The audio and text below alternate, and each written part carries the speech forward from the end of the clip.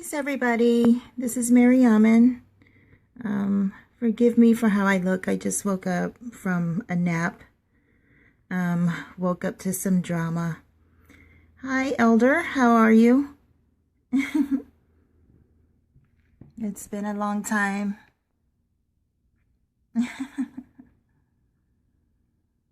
How have you been?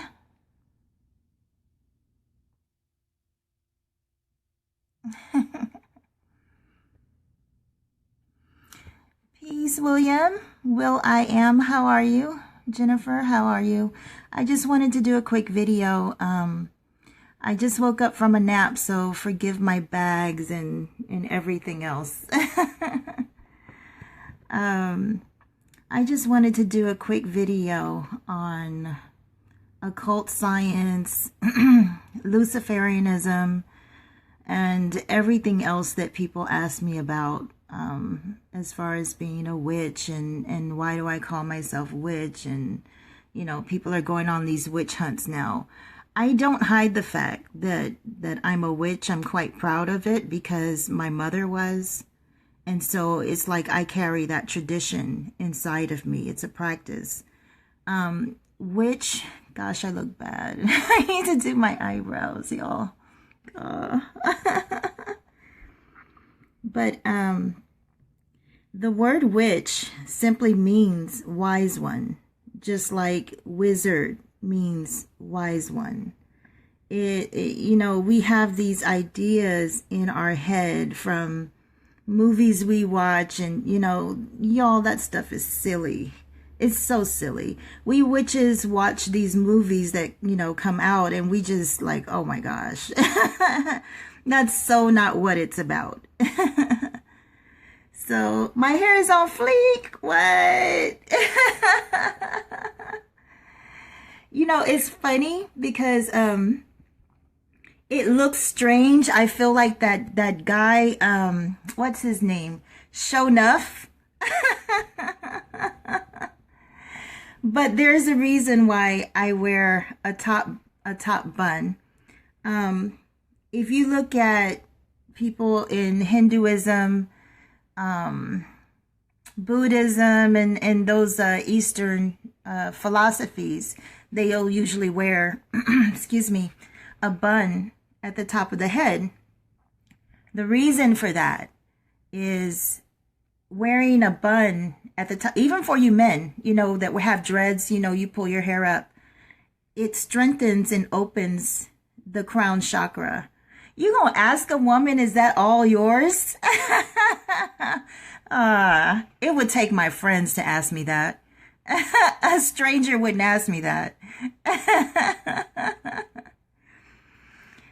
I don't believe that women should wear other people's hair on their heads. I don't believe in that. Of course, there are cases where a woman is sick and she may lose her hair.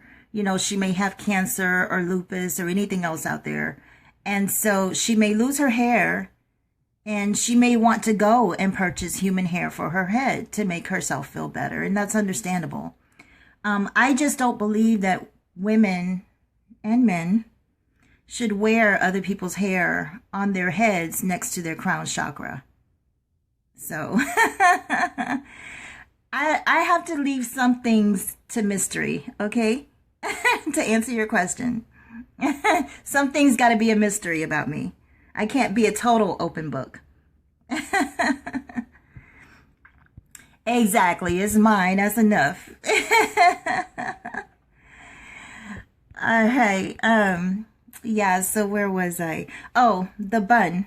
So you wear a bun near the crown chakra because it helps the kundalini ascend through, the serpents ascend through the crown, because you're so focused on what's going on right here in the center. So it kind of helps. I usually keep stones. These are actually for necklaces. I give them away when people do readings and stuff with me. But I usually keep stones in my bun, in my hair. I'm weird like that. I'm the weird stone lady. So yeah. Hi everybody. That's what's up. So, like I said, I just woke up, so forgive me how I look. And, I'm not feeling all that great right now, especially when I have to wake up to drama on my page because somebody's offended because I use the word y'all. And I use the word y'all like I want to use the word y'all. Anyway, that's childish and petty. But I just hate stupid Facebook beefs. It's ridiculous. It's so childish. We don't even know each other, never met each other, but people want to, call the ancestors on you because they're offended because you use the word y'all. Like, really? Where they do that at? Anyway, back on the topic. So I wanted to talk a little bit about witches, Lucifer, his position in the Bible, occult knowledge, what is that, and why do I call myself a witch? I call myself a witch because I like to scare people. It's a lot of fun. So, there's that.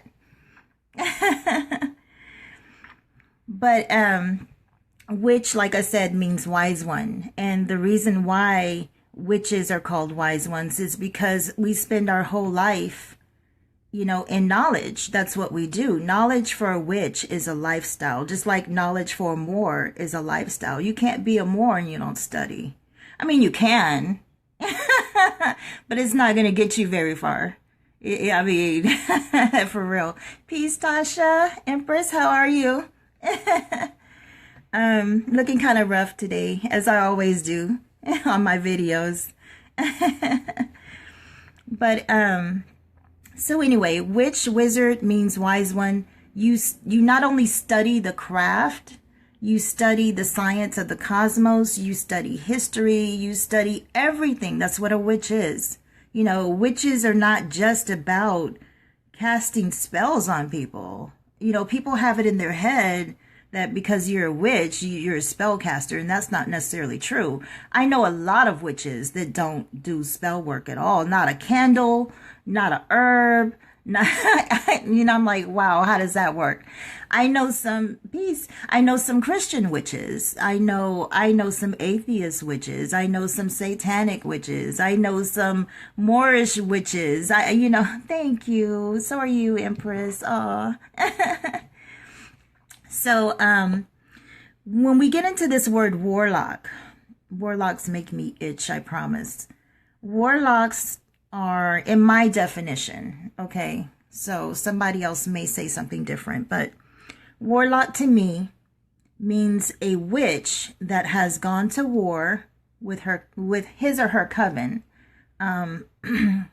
whether that be they were excommunicated from their coven, due to malpractices, or sharing secrets and things like that. So we call these people warlocks because they're always trying to find reasons to go to war with people. Like calling somebody y'all shouldn't cause you to want to go to war with another witch. That's retarded, yo. That's retarded. So, anyway, I don't think you call the ancestors for petty stuff. I mean, come on. Like, really, give me a break. But, yeah, so a warlock is somebody that maybe a witch or a coven has to bind, ritually, in order to prevent them from harming themselves and harming other people, sharing secrets, things of that nature. So I call those people warlocks. So if you call yourself a warlock, and I see it, you may get corrected from me. And if you choose to continue to call yourself a warlock, that's on you.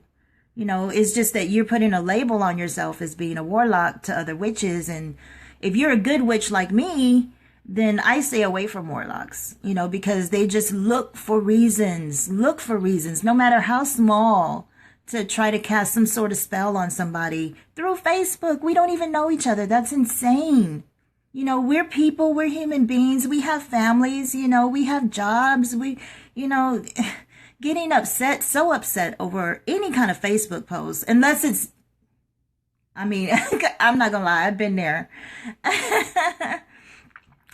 Unless it's somebody is talking about your family, they know you personally, they trying to degrade you and kill your business. I've been there before.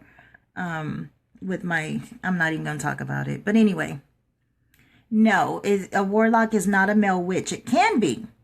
A warlock can also be a female witch who has gone to war with their coven. Basically, a warlock is an oath breaker. Someone said that on my post earlier. It's an oath breaker. You break your oath to your coven, to the rules of the craft, which is harm none. If you, not every witch follows the creed. That's like saying all Christians are the same, and that's not true. I know some Christian witches, like I said. Not all Christians are made equal. Okay. So, yeah, hi. So warlock, just be careful with that word, and especially be careful if you're calling a witch a warlock, because some of us do know what it means, and we may take offense, really. A lot of witches don't know what it means. They're still calling themselves warlocks, and they wouldn't hurt a fly. They're more pagan than witches. About the word pagan, yes, I know what it means through the etymon, pagan, father. We were matriarchal before we were ever pagan or patriarchal. But pagan has become a word associated with people that celebrate or worship nature, with witches and heathens, So pagan, I use it loosely. People that know what pagan means always try to correct me, but I know what it means. But sometimes when I'm speaking to a general audience, I have to realize that I'm talking to people that are only familiar with terms we have already been using, even incorrectly. So I feel like you always have to meet people where they are. What else can I say about that? All witches do not cast spells. Okay. Some witches use intention only, just thought processes. They're not getting the candles out and things like that and drawing on the floor. But I'm going to tell you, that stuff is real. Don't doubt it. Our ancestor science is the real shit. Why do you think the other white meat uses our science against us, but we're afraid of it? Our ancestors were not afraid of spirits, y'all. And many of y'all talk about like you want to go to Africa. Africa is nothing but a spiritual place. That's all they do is deal with spirits. So if you scary, how are you going to live in Africa? I'm just saying. I'm just saying. That's just my opinion. I'm not making judgments. It's just something that I've observed. What else can I say?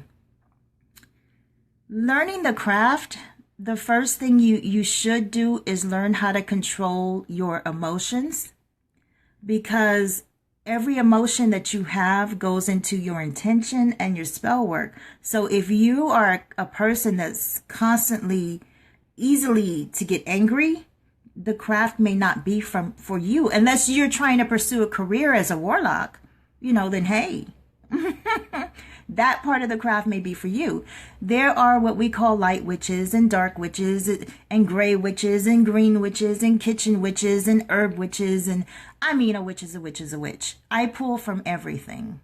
So I'm more of a fluffy bunny, candle burning, herbal tea making, tree hugging type witch. But don't get it twisted. I know how to use the science to protect myself. Thank you.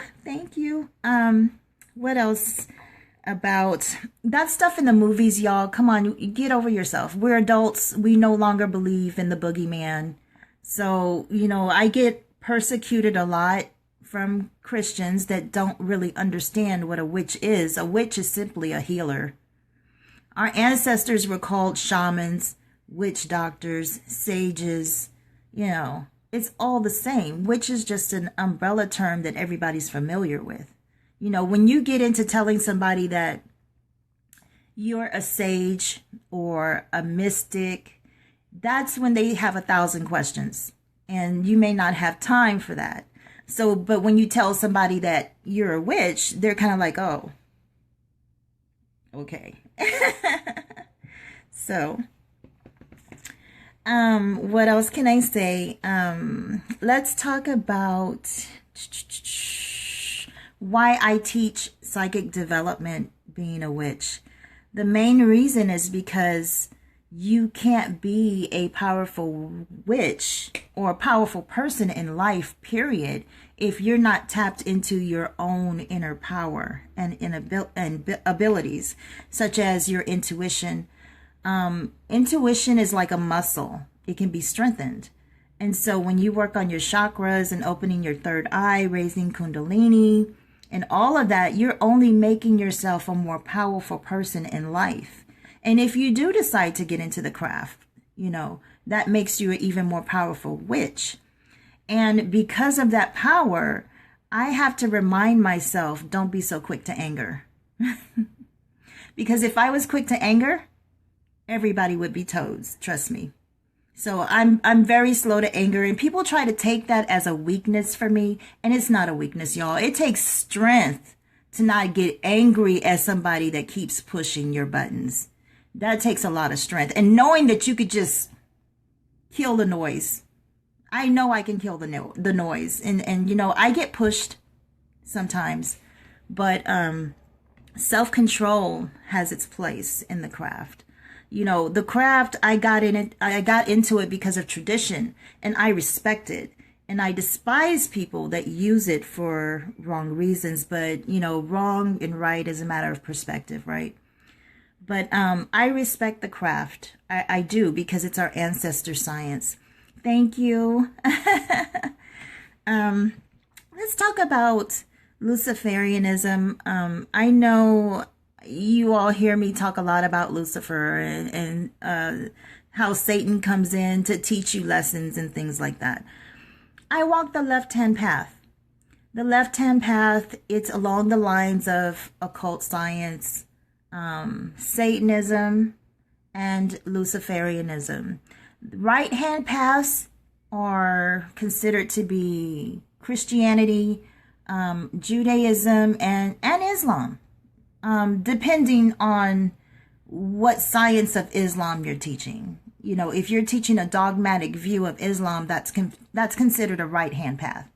But if you're teaching the science of Islam, you would be considered left-hand.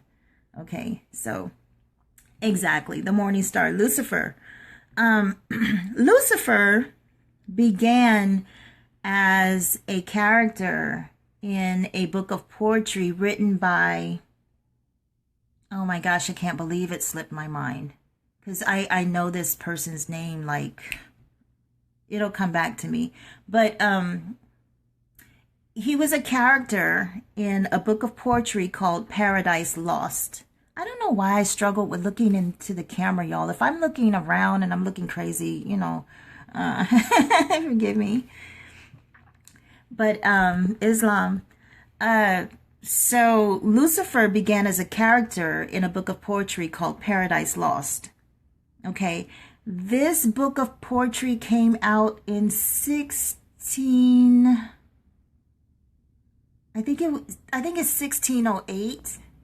Don't quote me, but I know it came out before the 1611 King James authorized version of the Bible. So this story about Lucifer was inserted into the Bible. Now, Lucifer in the Bible is really, when they first mentioned Lucifer, and they only mentioned Lucifer twice. And one is in the Old Testament and the other is in the book of Revelations. Okay, those books are not related to each other at all. Lucifer, the poetry, was used as a song to torment a king in the Bible who was very arrogant. He basically practiced the 7 deadly sins. I believe in that. So he was like an evil, arrogant, narcissistic king. I think it was Nebuchadnezzar. Don't quote me. I haven't, read that part of the Bible in a while. So, But anyway, this king was tormented with this Luciferic song, talking about how he was the shining one and how he's fallen from grace, how he's fallen from heaven. Well, the king is not Lucifer, and Lucifer is not Satan. Lucifer is not the devil. Lucifer is not a serpent. Okay, Lucifer is the bright morning star. Lucifer can be seen every morning, usually, if it's not cloudy. Lucifer can be seen every morning, right before sunrise. He heralds the awakening of the sun. It's Venus, the son of dawn. Son of dawn is Venus. Now, Venus, Lucifer, Lucy is really not a male. Lucy is really feminine, is really female. And that's where you get into the Roman goddess of love, Venus, which is also Lucifer. So make that connection. Lucifer is not an evil being to be worshipped, even though some of us Luciferians do see Lucifer as a spiritual entity. Some of us do. Not all. So, when you approach somebody that tells you that they're Luciferian, don't assume that they're worshiping Lucifer, because being a Luciferian, it's all about knowledge. Knowledge is our way of life, just like Islam is a way of life. Knowledge is our way of life. We believe, as Luciferians, we believe that ignorance is like a sin. Ignorance is darkness. Jesus said that he was the son of dawn in the book of Revelations. So these are both anointed energies, I want to say. Lucifer and Jesus are anointed entities or energies. The Christ is an anointing. It's a spirit of knowledge and wisdom and love. That's the anointing. So,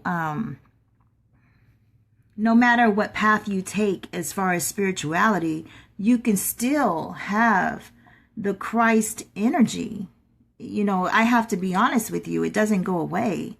There's still that part of me that still says, love, don't hate, but you can't have love without hate, because you got to hate the hate, right? That's just how my brain works. But, so Lucifer is not, a being to be worshipped. So it kills me when people say, okay, so you worship the devil. The devil, y'all, the devil is a Christian god. Okay? The devil is a Christian god. People in the craft, the witchcraft, we don't believe in the devil. So how could we worship something that we don't even believe in? We do believe that it's a made up energy or entity. Of course, there are devils in our lives. Yes, there are Satans that come into our lives, but you have to understand, when you're going through trauma, trials, and tribulations with your Satan, it's there to teach you. It's there to help you grow beyond what you're going through. Okay. So which one is the son, Jesus or Lucifer? Glad you asked. It's a good question. Depends on what part of the Bible you're reading.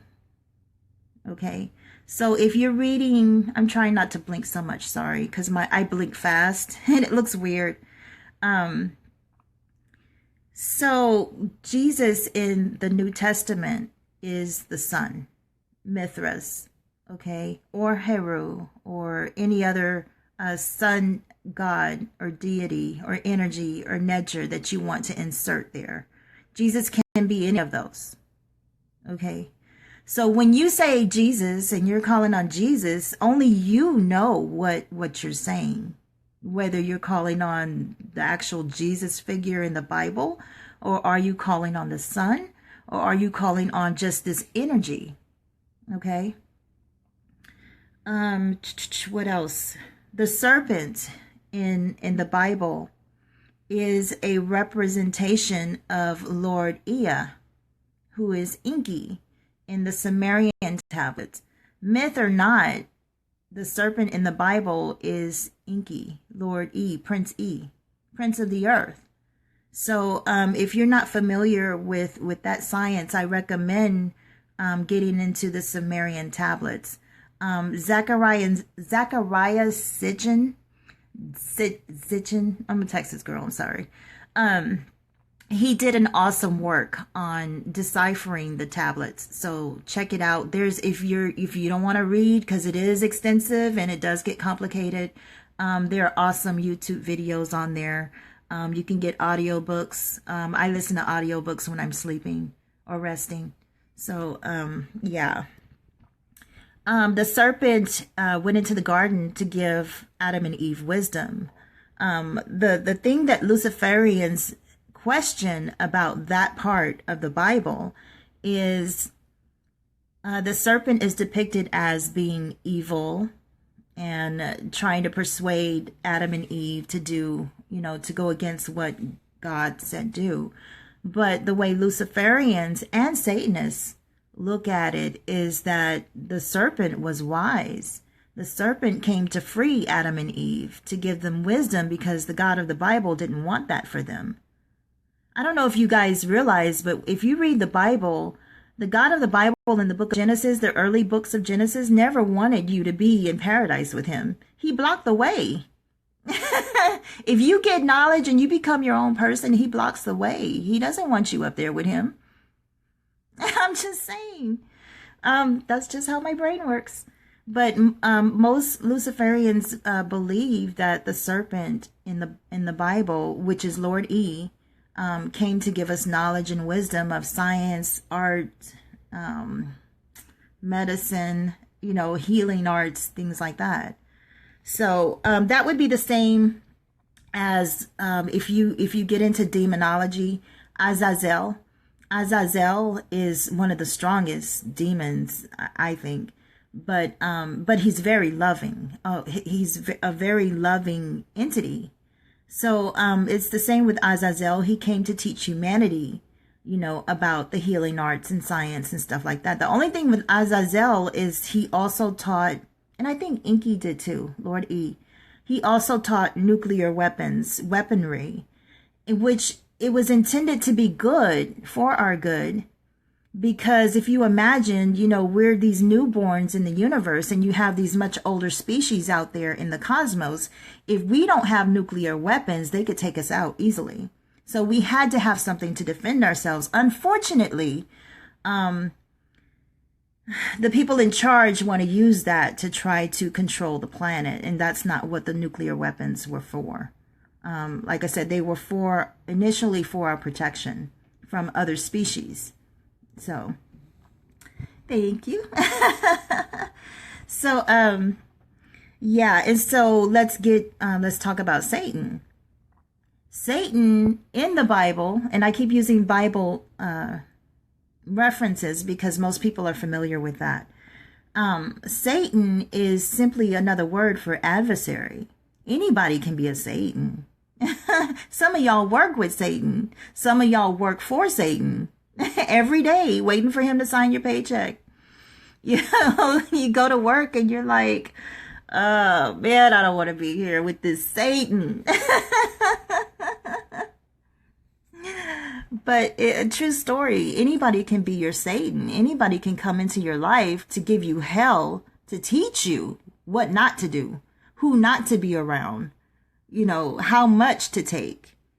You get me? You feel me? And I used to be mad at these Satans. I used to be like, why? God, why? But then, as I got into the occult knowledge, I realized that Satans are sort of like, Satans are sort of like, when you get a vaccine, they put the actual strain in your body so your body can become stronger. Well, that's what Satans do. They come into your life to make you stronger. Do we have to put up with them as a witch? No. No.